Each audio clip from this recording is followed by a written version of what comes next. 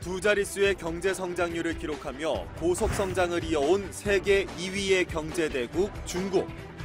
지난해 경제 성장률 6%대를 기록하며 내리막을 걷고 있는 중국 경기에 세계의 우려감이 높아지고 있다. 중국 정부도 수출과 투자 중심의 고속 성장 전략에서 내수 위주의 중속 성장으로 전략을 전환하고 안정적인 경제 성장에 중점을 두고 있는 상황. 이에 중국 경기에 민감하게 영향을 받는 우리 경제의 불안감도 고조되고 있는데, 갈림길에 선 중국, 위기인가 연착륙인가? 오늘 이 시간 국내 최고의 경제 전문가와 함께 중국 경제 상황을 진단하고 우리의 대응 방안을 모색합니다.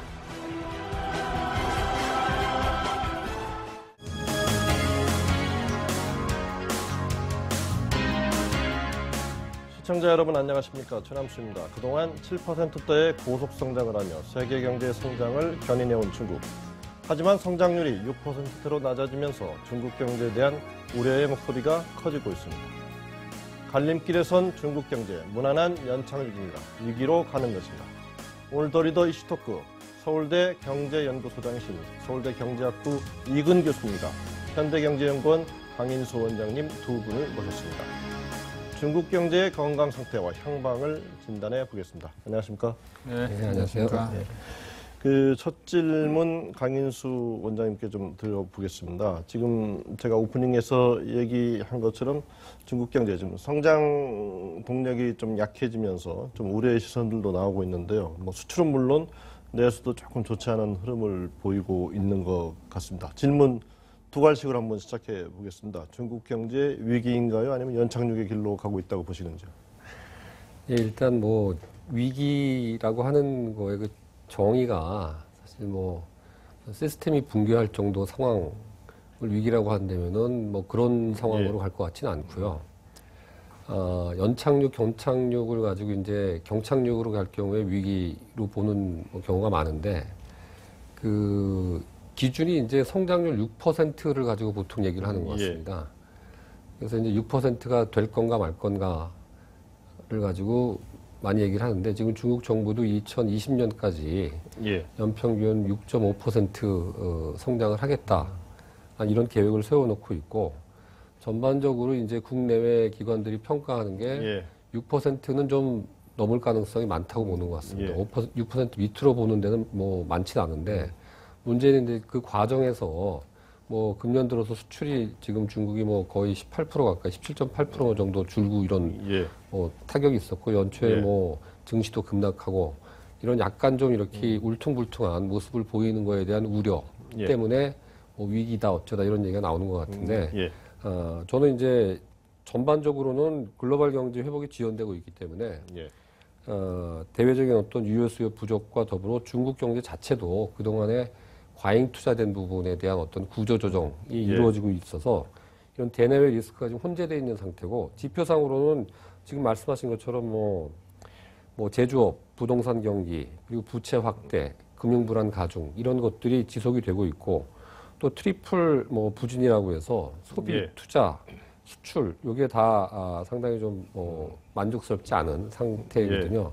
그럼에도 불구하고 이제 금년에 3월 초에 양회라고 하는 걸 통해서 중국 정부가 이제 핵심적인 문제로 짚고 해 나가겠다 하는 것들을 뭐 이따 말씀을 드리겠지만은 살펴보면은 뭐 일단은 좀 확장적인 재정 정책, 통화 정책 이런 쪽을 통해서 뭔가 이제 경기 부양도 일부 하겠지만은 그거보다는 공급 측면에 있어서 어떤 구조 조정을 해 나가겠다는 의지를 밝히고 있기 때문에 하반기에 가면 소폭 좀 개선되는 모습, 회복되는 모습을 보이지 않을까, 그렇게 전망을 하고 있습니다. 구조조정을 통해서 좀 개선되는 모습을 보일 거다. 같은 질문 이근 교수님께 좀 드리겠습니다.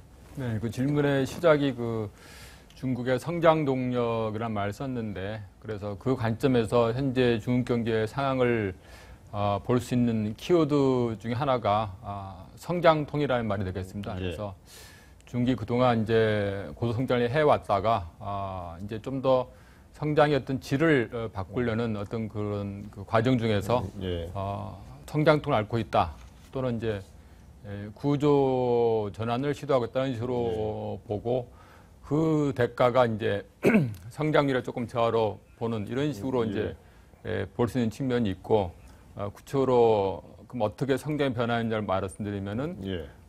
그동안 중국 경제 성장의 주요 엔진 주력은 수출 주도, 그다음에 연해 지역 주도, 그다음에 외자 기업 주도입니다. 예. 통상적인 어떤 그 궤도 성장 모델인데 앞으로는 중국이 이제 하려고 하는 방향은 내수 주도, 그다음에 내륙 지역 예. 성장 주도, 그다음에 토착 기업 주도 이런 식으로 이제 바꾸려 하고 있고 대부분의 어떤 궤도국들이 그 주로 이제 수출이라든가 또는 이런 외자 기업 주도 성장하는데 예. 중국이 방금과 같은 내수라든가 또는 내륙 지역 또는 토착 기업 주도 성장을 바꿀 수 있다면은 중국은 그야말로 이제 앞길이 상당히 그 전망이 좋다 볼 수 있고 현재 이제 그런 어려움을 겪고 있는 볼 수 있는 것이죠. 근데 이런 어떤 그 성장 엔진의 변환이 어느 정도 지금 잘 되고 있는 측면이 사실은 있어요. 근데 그런 것들이 이제 성장률 감소의 숫자에 가려가 잘 안 보이고 있는데 그 혹시 화면에 보이겠지만은 보일 수 있나 이게 지금 그 중국의 그 무역 의존도 비율인데요. 예. 그러니까 수출 수입 더하기 비중이 GDP 차지하는 비율인데 이 비중이 2000년대 말에 65%까지 올라갔다가 지금은 40%로 몇 년 사이 툭 떨어졌습니다. 그렇다면 이는 중국이 바로 이제 과도한 수출 존들을 줄이고 내수주로 가고 있다는 그런 얘기고 또 FDI가 들어오는 플로우 양이 GDP에 차지하는 비율도 비율이 한 6% 정도 됐는데 지금 1%로 뚝 떨어졌어요. 외국인 직접 투자 얘기하시는 거죠? 투자 유입량. 예. 그래서 그만큼 이제 그런 것이 떨어짐 불구하고 성장률이 뭐 한 1%좀 떨어졌다는 얘기는 잘하고 있는 것이고 예. 그걸 대체하는 이제 토착 기업이 나오고 있다는 것이고 또 다시 얘기했죠. 중국은 연해 지역, 이 해안가 지역으로 중심으로 성장이 잘 되어 왔는데 이 반면 항상 그 내륙 지역은 성장이 낮았습니다. 예. 그런데 중국이 정부가 이제 그 서부 대개발 같은 그 표를 내세우면서 서부 낙후된 서부 지역도 성장의 어떤 혜택 가겠다고 했는데 그런 정책을 선포했을 때 사람들이 아무도 그게 뭐 그냥 립 서비스지 실제로 될 거 생각 안 했는데 실제로 최근에 보면은 성장률 자체가 예. 연해 지역보다 내륙 지역이 높게 나오는 현상이 나타나고 있어요. 저는 이걸 굉장히 그 거의 뭐 기적 같은 일을 생각하는데 사실 아무도 그 가능할 거로 생각 못한 일들이 일어나고 있고 그런 면에서 이런 어떤 그 구조 전환을 중국이 잘 그 수행한다면은 예. 지금의 어떤 그 성장 자체는 좀 나을지 몰라도 성장 질적 면에서 좀 더 고소득 국적으로 가는 어떤 양질의 어떤 성장 패턴으로 그런 트랙으로 중국이 들어갈 수 있다 이런 식의 전망을 할 수 있다고 봅니다. 네, 이 교수님 큰 틀의 구조 전환 과정에 대해서 좀 짚어주셨는데요. 강 원장님 지금 얼마 전에 이제 13차 5개년 계획 기간이 이제 올해부터 2020년까지인데 한 6.5에서 7%의 성장률 이렇게 제시했거든요. 이런 성장 지금 이긴 교수님께서도 큰 틀의 세 가지 흐름을 짚어주셨지만 이런 성장률이 가능하기 위해서 또 중국 경제가 어떤 정책을 펼칠 것으로 보시는 또 어떤 정책이 동원돼야 된다고 보시는지. 아까 말씀드린 것처럼 이제 금년 3월에 그 양회라는 걸 통해서 그게 상당히 중요한 회의인데 중국 정부가 이제 핵심 과제로 그 선정한 게 세 가지입니다. 크게 보면 세 가지인데 일단 과잉 생산 능력을 억제하겠다라는 거하고 두 번째는 부동산 재고를 해소하겠다. 세 번째가 부채 축소. 그래서 이 세 가지가 내용을 들여다보면은 그걸 묶을 수 있는 게 결국엔 아까 말씀드린 것처럼 이제 과거에 뭐 글로벌 위기나 97년 직후에 이제 아시아 외환위기 뭐 이런 때 일종의 이제 수요 측면에 있어서 부양 정책을 좀 실시했었고 효과가 좀 있었거든요. 그걸로는 지금 좀 어렵다고 보고 근본적으로 이제 자원 배분의 효율성을 제고한다든가 혁신 시스템을 도입한다든가 뭐 이런 공급 측면에 있어서의 개혁을 이제 강조를 하고 있는 거죠. 그래서 이 과잉 생산 해소가 이제 저희한테는 상당히 좀 많은 영향이 있는 문제 중에 하나인데, 왜냐면 중복되는 상황이 많기 때문에 지금 뭐 조선, 철강, 그렇죠. 뭐 석유화학 이런 것들이 다 거기에 해당되는 건데, 이런 것들이 이제 중국 정부 입장에서 보면은 그거를 조절하기 위해서 수요 공급 양 측면에서 이제 정책을 좀 취하고 있는데, 수요 확충을 위해서 도시화 추진 속도가 상당히 빠릅니다. 그러니까 1선 도시라고 하는 그 네 군데는 이미 뭐 많이 발달이 돼 있고 2선, 3선 도시들은 사실은 부동산 뭐 주택 가격도 별로 안 오르고 이런 좀 지지부진한 이게 상태거든요. 좀 이 교수님 말씀하신 내륙과도 좀 관련이 돼 있을까요? 그렇죠. 예. 그것들이 이제 다 내륙에 있던 도시들 개발, 예. 도시화율 목표는 이제 한 60% 정도로 잡고 있는데 예. 실제로는 그보다 좀 못 미치지만은 그래도 상당히 빠른 속도로 진행이 되고 있고 예. 또 1대1로라고 잘 뭐 익히 들어보신 예. 그걸 통해서 이제 어떤 이 과잉 생산됐던 부분의 공급 능력을 그쪽에서 일부 해소를 하는 예. 그런 노력도 하고 또 공급 제한도 직접적으로 합니다. 그래서 공급 그 과잉 그 설비를 좀 이제 제한을 하고 또 낙후된 제조 설비를 교체하고 이런 것들이 이제 적극적으로 추진이 예. 되고 있고 부동산 재고 해소를 위해서 여러 가지 이제 정책적인 뭐 방안들을 지금 마련을 했거든요. 근데 이제 부동산 같은 경우에 이게 뭐 거품 논란이 있기도 하지만 사실은 거품이라고 보기는 좀 어렵고요. 예. 지금 아까 말씀드린 일선 도시를 제외한 나머지 지역은 이제 상당히 좀 이게 부진한 상태거든요. 예. 그러니까 주택 관련된 투자도 지금 이제 감소로 들어있고 또 공실률도 감소 추세이긴 하지만 여전히 뭐 한 15% 이상 되고 있는 상황이기 때문에 예. 이런 것도 해소하기 위해서 뭐 주택 공적금 규제를 완화한다든가 뭐 부동산도 취득세, 영업세, 즉 거래는 좀 활발하게 하고 그 대신에 이제 이 보유세는 좀 강화하는 뭐 이런 예. 쪽으로 세제 방향을 좀 틀었고요. 예.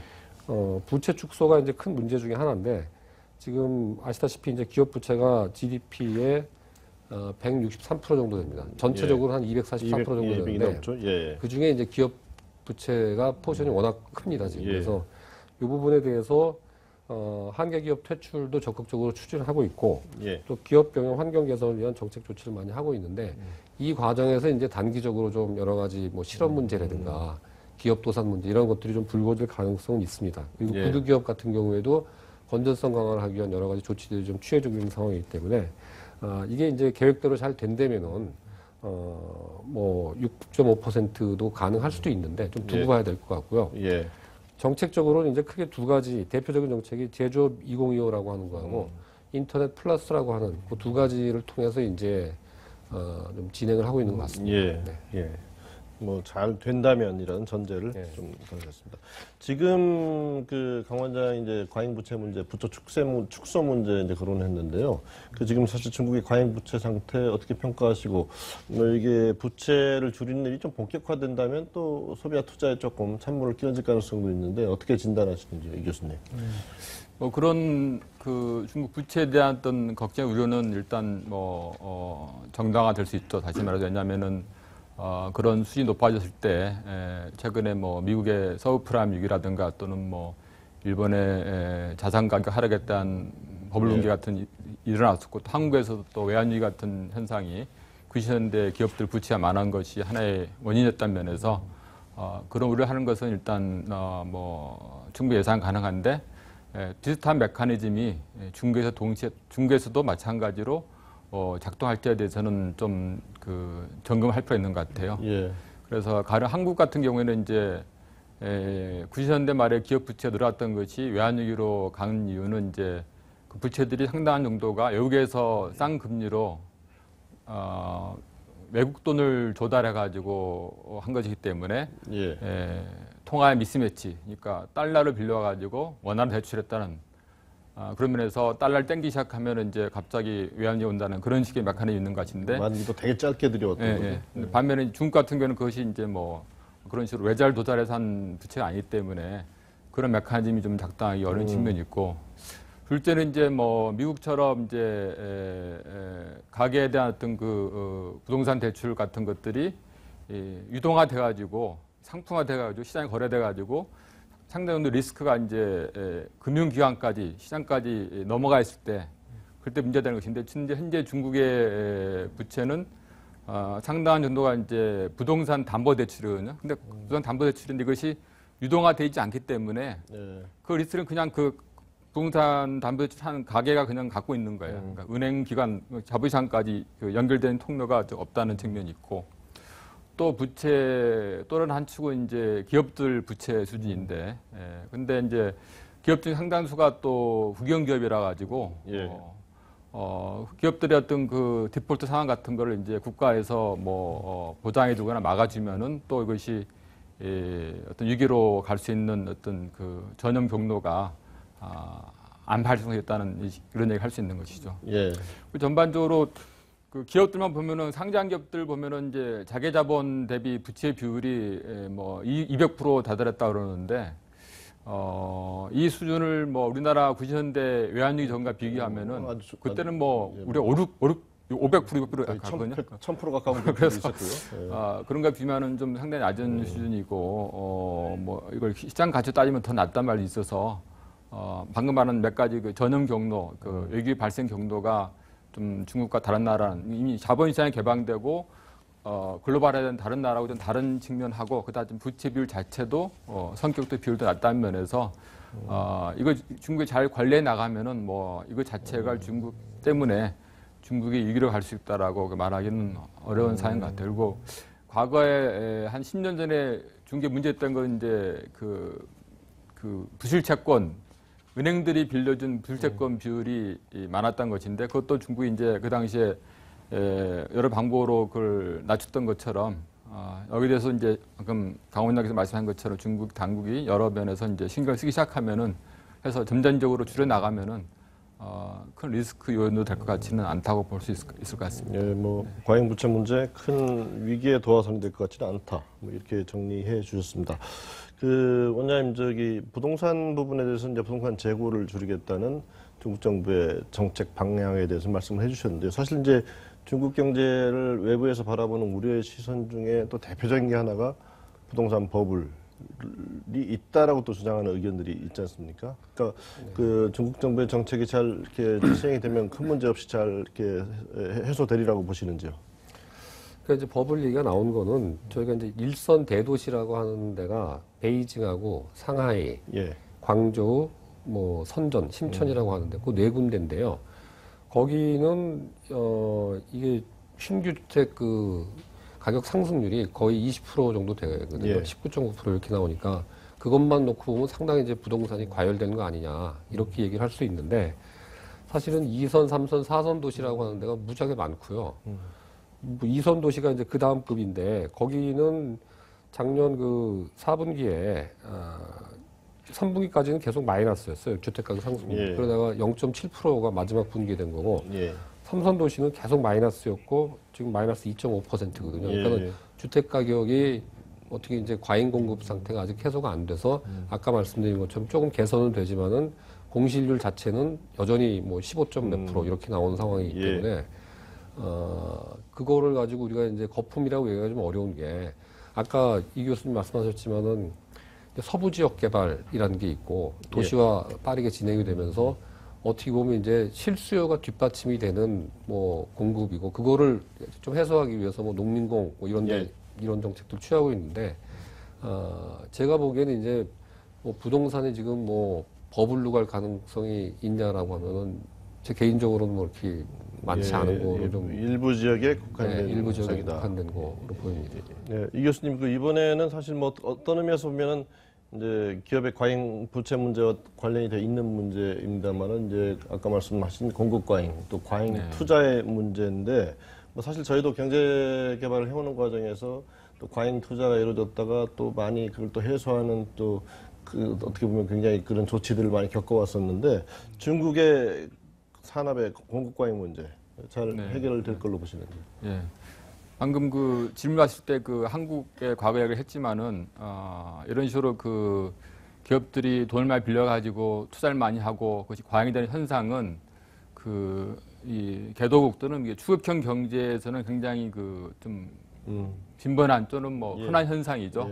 하나의 큰 성장 과정이고 과거 한국처럼 중국도 이제 비슷한 단계를 겪고 있는 것이고 어떤 면에서 이거는 그 경제의 어떤 그 활력이 높다 또는 사람들이 어떤 성장하겠다, 추세하겠다 그런 의지가 높은 것의 어떤 하나의 산물이라 볼 수 있는 측면이 있고, 물론 이제 부정일 수도 있겠죠. 그래서, 투자를 많이 한다는 얘기는 그만큼 기업들이 적극적으로 이제 공격적으로 운영한다는 얘기고, 그 과정에 당연히 이제 과잉 투자 문제 또는 생산력의 어떤 과잉 그러니까 수요에 비해서 공급에 많은 현상이 발생하는데 예. 예, 그거는 이제 뭐 자본주의 경제에서 어떤 면에서 자연스러운 현상이고 또 그 가운데서 이제 어떤 기업은 살아남고 어떤 기업은 죽고 이런 어떤 다이나믹한 어떤 그 과정이 발생하면서 예.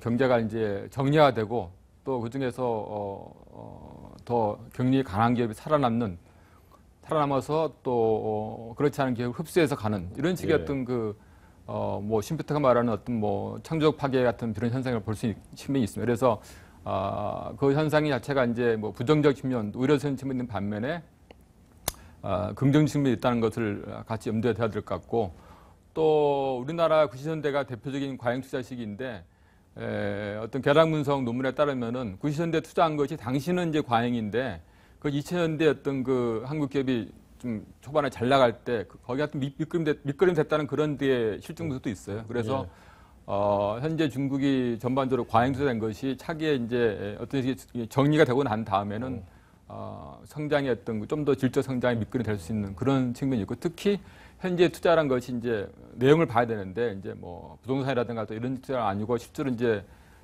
중국이 많이 하고 있는 R&D 투자인데 예. R&D 투자 대비 GDP 비율이 중국이 계속 올라가고 있거든요. 그래서 2% 예. 넘어섰는데 그런 좋은 투자가 많다면은 그야말로 다음 단계 이제 정리되고 났을 때 좀 더 좋은 성장을 담보할 수 있는 그런 어떤 근거가 되는 측면도 있다는 측면도 우리가 같이 봐야 될 것 같습니다. 예. 과잉 투자, 뭐 성장통의 현상이다. 뭐 이렇게 보시는 것 같습니다. 지금 저희가 이제 투자 문제 좀 짚어봤는데요.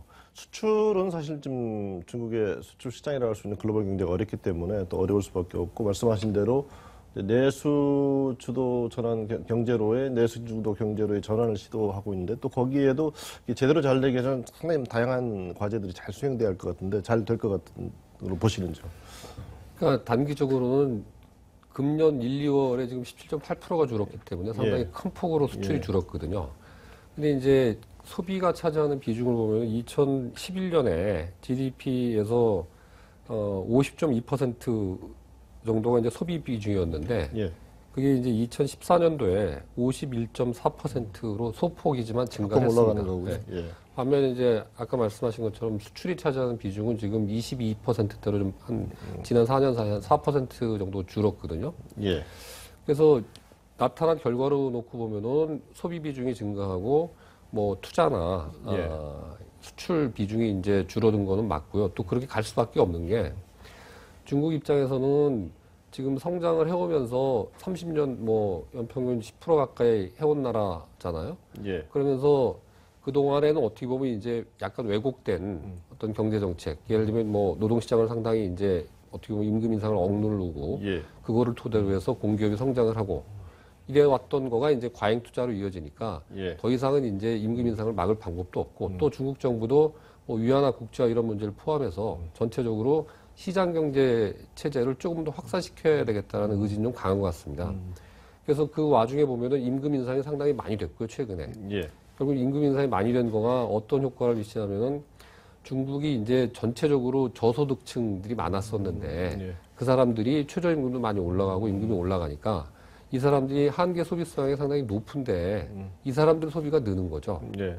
그래서 소비가 일정 부분 늘어나는 거는 어찌 보면 이제 자연스러운 추세고 또 산업 구조 자체도 서비스업 비중이 50%가 넘거든요. 예. 서비스업이라는 게 성격상 이제 비교육 재정 성격이 강하기 때문에 내수 산업이죠. 예, 그쪽 포션이 커지면서 자연스럽게 이제 내수 중심으로 가는 방향을 잡은 것 같고, 이게 이제 아까 말씀하신 뭐 혁신에 기반을 이런 구조조정이 성공적으로 진행될 경우에, 예. 뭐 소비 중심에 지금 신장 따위에서 내세운 것도 그거거든요. 뉴노멀에서 뉴노멀. 예. 내수 중심, 소비 중심으로 가겠다. 뭐 그래서 저는 뭐 다소 좀 그 기복은 있을 수 있지만은 예. 그쪽으로 갈 수밖에 없는 뭐 상황인 것 같습니다. 예. 이 교수님, 근데 뭐 이제 중국이 이제 수출 중심에서 내수 주도로 전환하는 거는 뭐 어떻게 보면 중국으로서는 그 고민 끝에 그 길이 이제 올바른 길이라고 생각하고 갈 수밖에 없는 길인데 저 입장에서 보면 지금 중국 수출이 안 좋은 게 당장은 좀 영향이 있죠. 우리 수출 4분의 1이 또 중국에 의존하고 있고 또 주로 수출하는 품목들이 내수 시장을 겨냥한 품목이라기보다는 중국에 수출을 지원하는 소재 부품들도 있기 때문에 당장 좀 영향이 있을 것 같은데 어떤 전략의 전환이 좀 필요할까요, 우리가? 한국 경제는 항상 세계의 거대 시장을 타겟으로 해서 성장해왔죠. 그래서 뭐 과거에는 뭐 일본이나 미국이었고 최근에 이제 중국에 된 셈이고 이제 향후에 이제 뭐 인도나 이런 나라이 나올 텐데 이제 중국 시장의 성격이 이제 바뀌고 있는 점에 한국이 이제 거기에 대응해서 대처할 텐데 하나님 아까 말씀한 대로 이제 그동안 한국은 중국을 생산기지로 활용해가지고 거기서 물건을 만들어서 이제 제3국에 수출하는 구조로 갔었는데 이제는 생산기지로서의 중국의 역할이 임금 상승에서 좀 어려운 반면에 강원장 말씀하신 대로 이제 중국의 수가 커지고 부자가 많아지니까 이제 중국을 이제 생산기지에서 시장으로 바꾸는 중국 시장 자체를 타겟으로 하는 이제 그런 가야 되는 것이 이제 당연한 그 방법이 됐고 큰 방해가 됐고 또 하나는 이제 그동안 한국의 한 역할이 중국이 채용제를 조립해서 제3국에 수출하는 한국을 만들어내는데 한국이 거기에 이제 부품 소재를 공급해준 역할을 한 것인데 그 다음 달은 한다면 이제 중국이 점점 이제 범용 부품 소재는 중국 자체 기업들이 국산하고 있기 때문에 한국은 현재 일본이 생산하고 있는 좀 더 고급 부품 소재 쪽으로 이제 이전해 가야지 중국의 업그레이드가 동시에 잘 맞물어 들어갈 수 있는 것이죠. 근데 그런 현상은 조금씩 일어나고 있고 우리나라 부품 소재 산업이 그동안 계속적인 어떤 정부의 꾸준한 지원과 업계 노력에 따라 점점점 이제 성과가 나오고 있는데 이런 추세를 계속 유지해 나간다면은 우리가 잘 대응할 측면이 있는데 걱정되는 것은 중국 기업들이 하는 그 부분 소재에 어떤 따라오는 그 속도가 국산의 속도가 굉장히 빠르다는 측면이 우려되는 것이고 한국은 더 빨리 달릴 수밖에 없죠. 그리고 또 하나 이제 측면은 이제 결국 이제 하이엔드냐 로우엔드냐는 어떤 시장 접근 분할법인데 중국이 이제 그동안 로우엔드 제품을 했고 한국이 하이엔드를 했다면은 점점 중국이 이제 하이엔드까지 들어오기 때문에 점점 이제 한국을 포함한 외자 기업들의 설 땅이 좁아지고 있는데 이 하이로 이분법에서 벗어나는 또 다른 제품들 한국이 많이 개발할 필요 있는 것 같아요. 다시 말해서 저는 이걸 이제 깊은 딥엔드라는데 가격이 싼 것도 아니고 뭐 스펙이 좋은 그런 상품도 아니고 그야말로 이건 한국의 어떤 그 문화라든가 컬처 이런 같은 것들이 가치가 녹아들었기 때문에 중국 사람들이 한국에서 살 수밖에 없는 제품. 이게 하는 뭐 화장품이라든가 또는 뭐 성형이라든가 이런 것들이죠. 뭐 K-팝과 관련된 뭐 그런 관련된 상품들. 이런 분들을 우리가 많이 개발하고 할수록 한국한테 좀 유리한 상황이 되는 것 같고 그런 쪽으로 뭐 여러 각도에서 우리가 노력하고 있고 그런 쪽으로서 좀 돌파로가 나올 수 있을 거라 생각하고 있습니다. 그 핀테크라든가 또 자율주행, 뭐 드론 이런 분야에서는 오히려 이렇게 언론 보도를 보게 되면 좀 우리보다 앞서가는 듯한 모습을 보이고 조금 걱정스러운 면이 있는데요. 조금 그 미래 먹거리, 또 미래 신산업 이 분야에서 중국의 좀 실력이 어느 정도이고 우리는 어떻게 대응하는 게 또 우리는 어떻게 하는 게 좋을지 좀 말씀 부탁드립니다. 지금 말씀하신 뭐 미래 먹거리라고 언급이 되는 핀테크, 자율주행, 뭐 드론 이런 것들 공통적으로 사실 저희보다 중국이 좀 앞선 부분이 분명히 있는 것 같습니다. 그러니까 예를 들면 핀테크 같은 경우에 이제 산업 규모 자체가 얼마 안 됐었는데 최근에 와서 급격하게 커지고 있는데 지금 중국이요 이 핀테크 관련된 거래 규모가 세계 2위라고 합니다. 미국이 압도적으로 1등이고 2등이 이제 중국이고 투자도 3위 정도로 지금 투자를 하고 있거든요. 그래서 저희하고는 이제 비교가 안 될 정도로 투자가 많이 이루어지고 있고 기본적으로 지금 우리나라 같은 경우에는 이제 핀테크 했을 때 원래는 주가 IT고 거기에 이제 전자금융 같은 경우는 좀 성격이 다르거든요.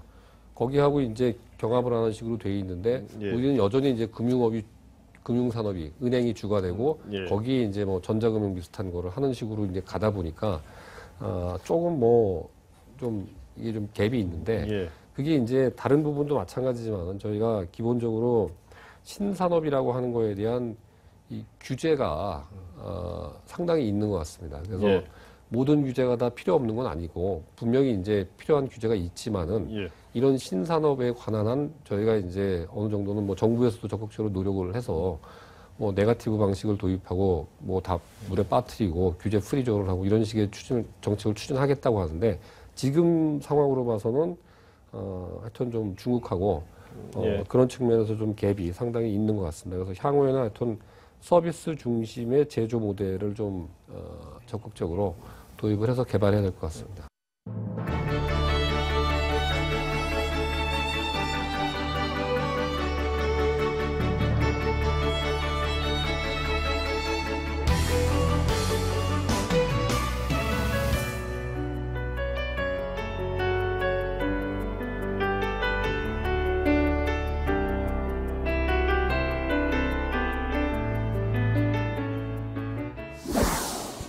더 리더 이슈 토크, 성장통을 안고 있는 중국 경제의 구조 전환 과정을 상세하게 짚어봤습니다. 다양한 문제가 존재하고 있지만 심각한 상황으로까지는 가지 않을 것이라는 게 두 분 전문가들의 공통된 의견입니다. 오늘 이 시간이 시청자 여러분들께서 중국 경제 현황을 이해하고 미래를 예측하시는데 도움이 됐으면 하는 바람입니다. 오늘 출연해 주신 이근 교수님, 강인수 원장님 감사합니다. 네, 감사합니다.